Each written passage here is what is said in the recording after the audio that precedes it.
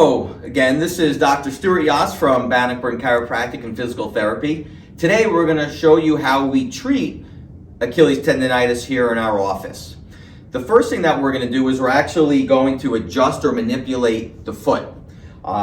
There's different ways and different techniques, but I'm going to show you how we do it in our office. The first is, as I said, with the manipulation of the foot. So what I'm going to do is I'm just going to put a quick thrust down towards me, and what that's going to do is open up the joint and reposition the foot. So we're going to evaluate the different bones, see how they move, and we're going to adjust what we think is appropriate.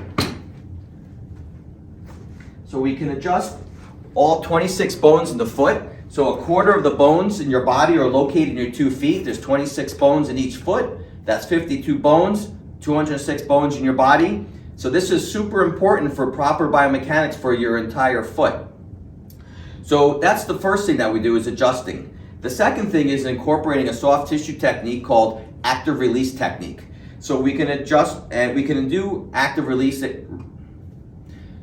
So we can do ART to different areas of the foot.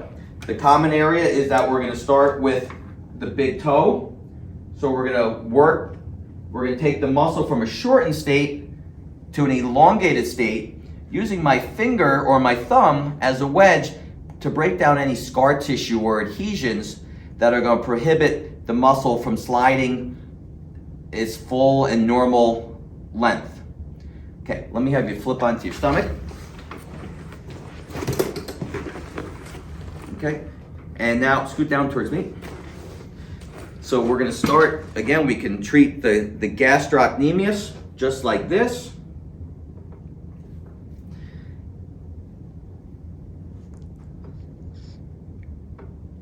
And we're going to come and we're going to treat right into the Achilles tendon.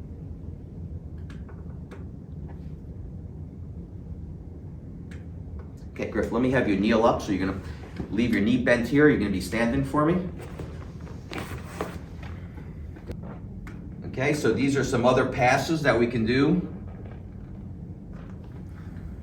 with active release technique.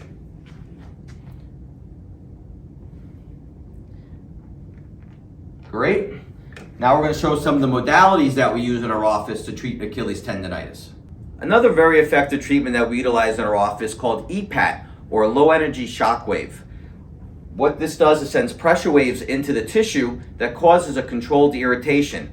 What that does is bring fresh blood supply and also creates new blood supply. So as we said, one of the common causes with Achilles tendonitis, especially with men over the age of 40, is that there's a lack of blood supply. So this helps regenerate the tissue as well as repair it.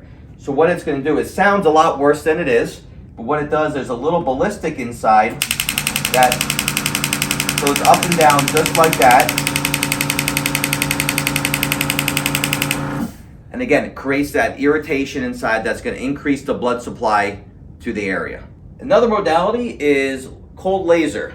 What this does, it sends light energy into the tissue that gets all the way down to the cellular level. If you remember back to your biology class in the Krebs cycle, it gets down to the mitochondria. See, you thought you never need that again, huh? So it gets all the way down there. We hold it. This is pain-free. You don't feel anything, and all it does is help reduce inflammation. And the last treatment that we will incorporate for Achilles tendonitis is dry needling.